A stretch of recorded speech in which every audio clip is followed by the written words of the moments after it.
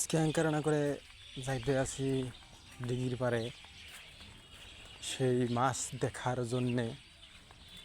অ্যাঙ্কারানা পরিবেশটা বেশ ভালোই লাগতে আছে, কি সুন্দর ওয়েদার। একটু আগে রোদ বৃষ্টি হয়েছে, রোদও ছিল বৃষ্টিও ছিল। তো অ্যাঙ্কারা করে আমরা না আসলাম জমি বাড়িতে, কারণ এই জমি দিয়েই আমাকে যাওয়া লাগবে আমার গন্তব্যস্থল সেই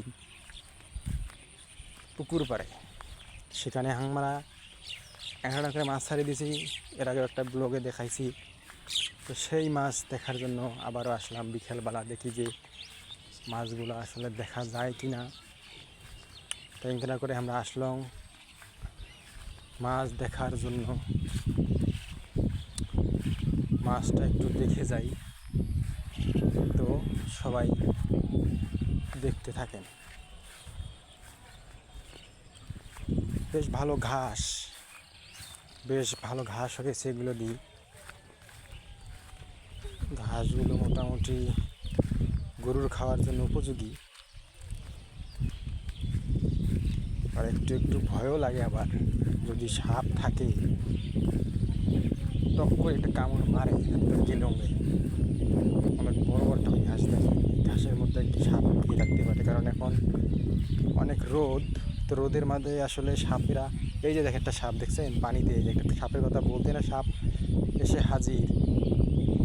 প্রচণ্ড রোদের ফলে দেখা যায় যে অনেক বেশি গরম হয়, যার ফলে সাপেরা ছায়া খোঁজে, যেখানে ঠান্ডা জায়গা পায় সেখানে এসে বাসা বাঁধে। তো বলতে না বলতে একটা সাপ আমার সামনে দিকে গেল, আপনাদেরকে অবশ্য দেখাতে পারলাম না, পানির মধ্যে ডুব মেরে গেল। তো সব জায়গা দিয়ে আসলে একটু সতর্কভাবে বেড়ানো উচিত। তো দেখলাম যে ঘাসকে জানি কাঠে নিয়ে গেছে, জায়গাটা একটু পরিষ্কার হয়েছে। তো এখন মোটামুটি বৃষ্টি হয়েছিল একটু আগে, তাই একটু এখন ঠান্ডা ঠান্ডা ভাব, সুন্দর বাতাস। তো মাছ কম, এখন পানি কম, যার ফলে মাছ দেখা যাচ্ছে না।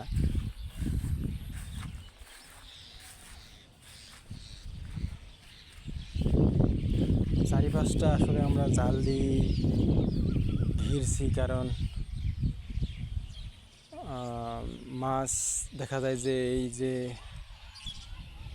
গড়টা করি আছে, এখান দিয়ে মাছ বৃষ্টির পানির ফলে দেখা যায় যে লাফ দিয়ে যাইতে পারে। সে কারণে আমরা দেখি চারিপাশে একদম জাল দিয়ে ঘিরে ঘিরে রাখছি।